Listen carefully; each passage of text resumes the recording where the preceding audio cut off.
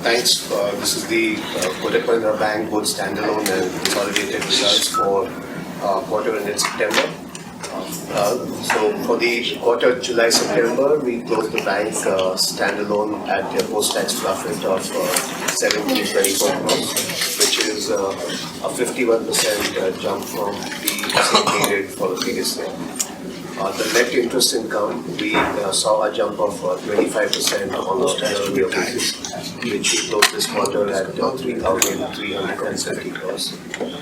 The net interest margin, we ended with a healthy 4.61 in the current quarter, as against the immediately preceding quarter, we were at 4.49.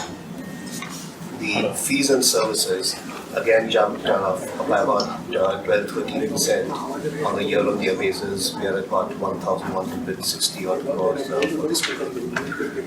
Loans in the bank have grown by about 15% on a YOY basis. The loan book in the bank now at 2,13,000 crores. The corporate book, which is almost about 35-40% of the book, has grown slower at 7.5%. Whereas all the other streams, the agri book grew by about 21%, the home loan and apps gave about 23-24% growth. The small businesses, personal loans, credit card group grew again by about 20%. Commercial vehicle construction equipment, we see a year-on-year growth of about 15.5%, though for the sequential quarter, there was a slight dip.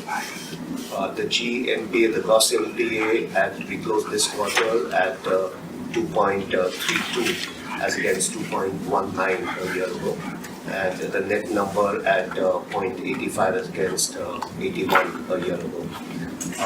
SMA2 numbers, again, we disclosed that it's about it's exactly 431 crores, which is about 0.2% of our overall advances. We continue to be a healthy capital adequacy ratios. We have a total capital adequacy of 18.15%, with a tier 1 itself of 17.7%. CASA again, 53.6% is what we closed the current period at the CASA. Both CA and SA had decent growth for the year, and we had average growths coming CA at about 22% and the savings account at about 20%. In addition to CASA, we also have the sweep product, which constitutes about 7+% of our total deposit base. If I look at my CASA plus deposits below 5 crores, that's as much as 86% of our deposit base.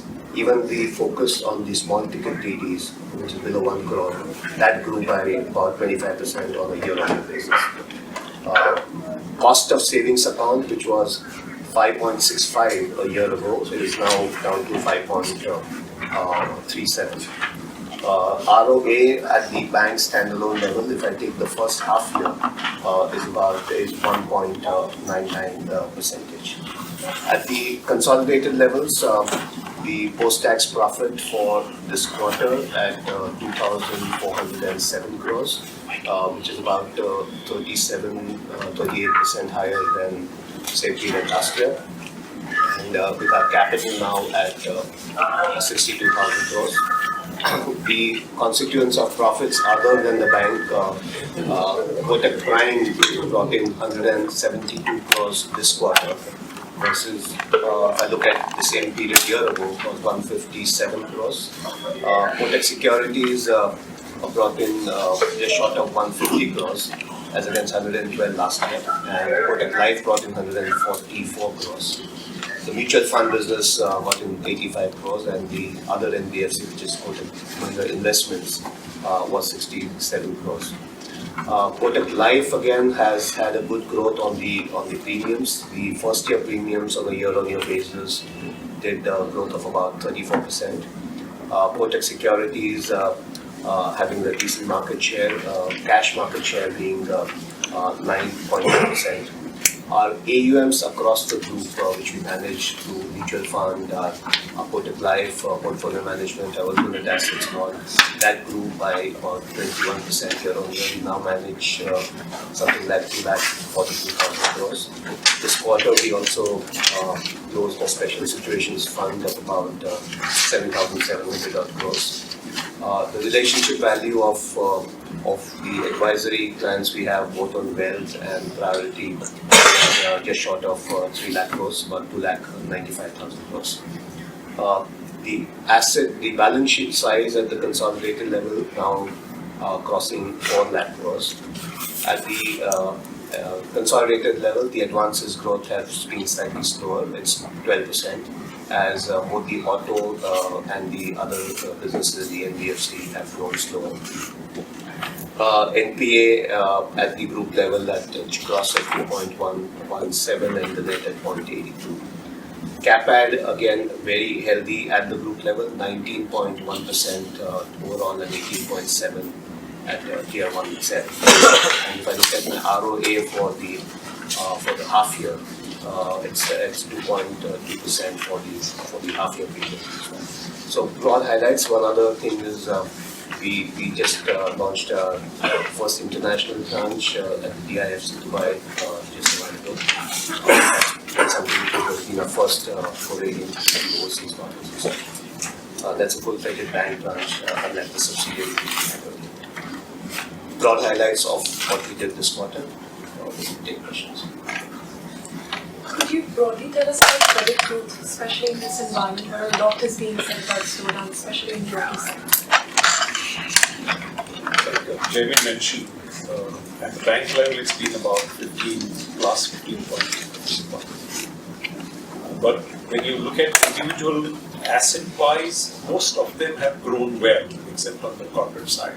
Yeah, so most of the commercial pieces have grown well. The consumer pieces also are in the 20s, except the corporate side, which is really corporate and SME for us, really, where it's been under 10%. Really. So that's why overall you see a 15% plus type of growth. Did the bank organize the loan Shamianas after the meeting with the finance minister? Yeah, some of those places we've done. What was the kind of lending that happened during the first phase if you participated? Well, the lending, it's basically collecting the information and then it follows a credit process for approval. So often I wouldn't know. No, not the disbursements, of course, that would take time. Yeah. But the kind of credit that you're looking to give out, which, like you said, you collected. But that is demand based, depending on what the demand and the requirement really is. So we've done it at a couple of centers, yes. But that's more on the commercial side and the SME side. So how's the asset quality looking like in your commercial vehicles portfolio and in the agri division as well? So overall, like Jaimin mentioned, there is an uptick in the gross NPAs. They are up from 2.19 to 2.33 or 2.32.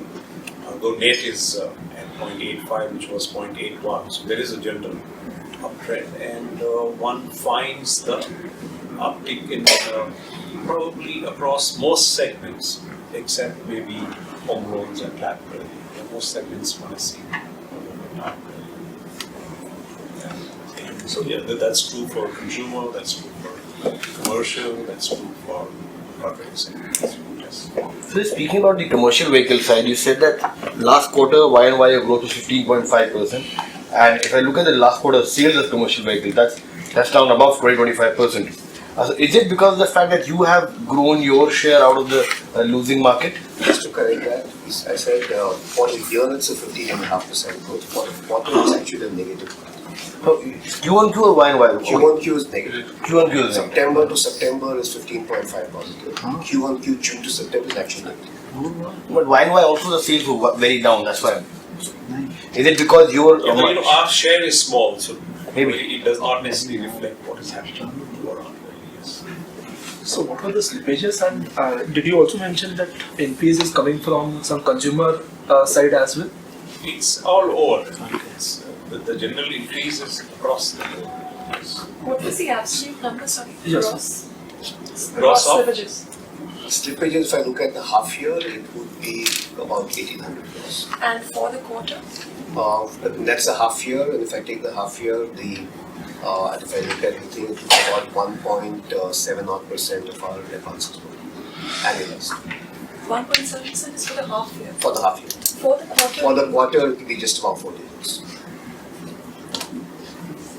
Can you repeat that? About 1,000 crores, roughly.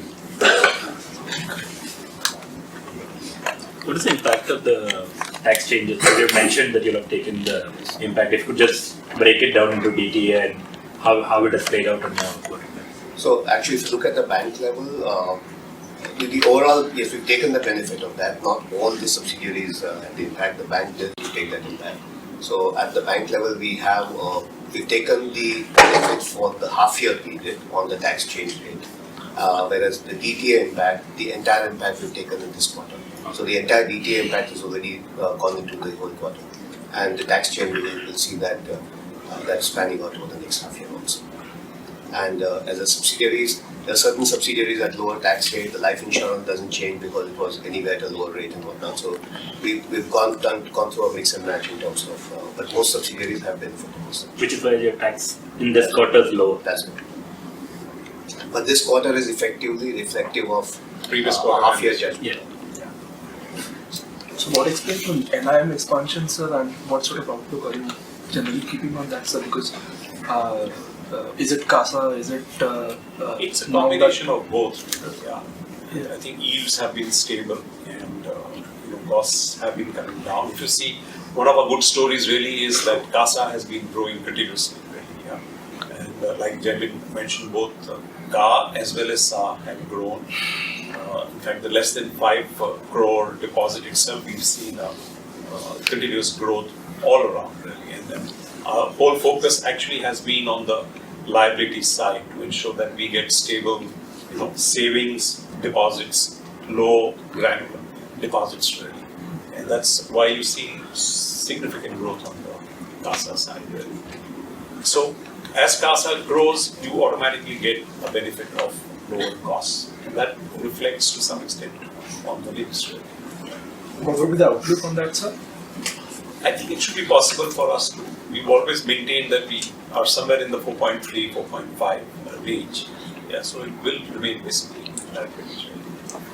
So what's the guidance on credit costs and on the provision coverage ratio, which has fallen on a sequential basis? On a sequential basis, it's a marginal. So it's a 64 small versus yeah, about 67. 64, 65. So 64, actually it 65. could go up. And credit costs, if you look at again the half year with about 62 bits, we should remain in that thing for it. I think it should be in the 60 plus range. Long run. Okay. And why is your SME book up? That what happens actually it's 0.2% the Yeah. advances book, so it's still small. So from a number it looks larger Yeah. because it was much smaller last year. But you could even have a single account making a big difference when it slips from a 30-day bucket to a 60-day bucket. I think generally if you look, yes, delinquency levels have been moving up really across the board. And we've seen that in most of the segments. And hence, from a bank's perspective, you have to look at your risk-adjusted returns really. Yeah. So as delinquency keeps moving up, you have to look at pricing your products better and looking at the right type of risk. Where do you perceive these potential risks other than the ones that have been highlighted, whether it's NBFCs or real estate? What are your I think it's more or less across several segments. So let's say retail, for example, and then retail has multiple parts. Retail has secured parts, and retail has unsecured parts. You're really seeing an upward movement on both sides. Yeah. And as the impact of, let's say, NBFCs or banks slowing down does have an impact on retail also, because at any point of time you will always have borderline customers, and normally they will stretch and pay their EMIs every month. Normally the way it runs really is if money is available easily, you will always get your next personal loan or your next credit card from the next NBFC. But when some of that system clamps up really, it's difficult for you, and that's why you normally see an uptick in the borderline cases. That's what you've probably seen at this point in time, really. Roughly, what would the delinquency levels for your retail book be like? For your retail book, secured and unsecured included? But specifically, overall you're seeing the gross NPL. Yeah. Overall gross NPL is moved marginally up. About 13 basis points. But Yeah, so I think the same, the retail part would have moved up. But the commercial real estate book up in this market, that book has actually inched up on quarter. So Yeah. any good reason why You see, it's interesting because what happens is these times are also opportunities for you to seek out good quality assets. Really. Yeah. So, and if the pricing is appropriate to take care of risk, it's a great time. Really. At the end of the day, when you look at lending, you have all types of borrowers. Yeah. You have normally 70% of the borrowers who are damn good, and 30% of them who are in various stages of good, bad, ugly. The trick really is to get that 70% right, really. And that 70% also has commercial real estate people. So at such points of time, if you can identify those borrowers appropriately and price it, it's a great buy. And I think these are appropriate times for that type of approach. you're comfortable with both CRE and LRD? No, so that's not a general statement. I'm saying the right statement really is at this point of time, there are good borrowers who will not necessarily get money easily from the system. And if you can price a product well and reach out to them, and if you can sift them, it's a great time. So I think that's what we try to do. So what's any outlook on the asset growth, loan growth for the fiscal, given where corporate has come in, where you see NPAs spread out across all sectors, including Yeah. consumer as well. So you have to be cautious. Yeah, you have to be cautious. While you have to be cautious, like I said, there are still opportunities. Yeah. You have to pick those opportunities and price them that way. Yeah. So it would be fair if I say the opportunities exist in all sectors. Even in corporate, it's not that there are no opportunities. You just have to be far more careful of what you pick and ensure that you price it. Whether it's corporate, it's SME, it's retail, it's commercial vehicles, it's agri.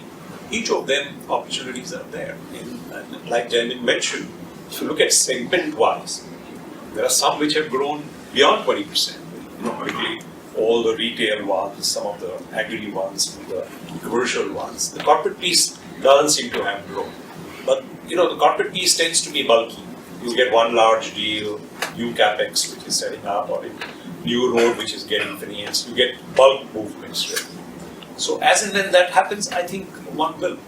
But expect it to be in the mid-teen plus range, I would say. That's where growth looks like at this point. And so any deployments from the special situations? Well, as of now, no, but a lot of deals which we are looking at really. Yeah, there are again a lot of opportunities, but while there are opportunities, you have to be very careful of what you pick up. Really. well, we understand you were also looking at Altico. And At Altico, as one of the let's not talk potential. about specific names. That way, you name the top 10 companies, we will be looking at all of them.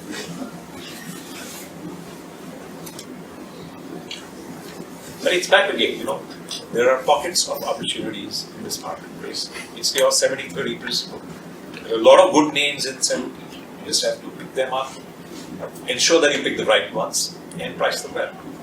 So there's nothing like a no-go really as a sector It's you not are like that. allergic to. Bad times doesn't mean that 100% is bad. Yeah, bad times means you have to be far more selective about the 70, which is good. I and you hopefully pay our credit cards on time every month.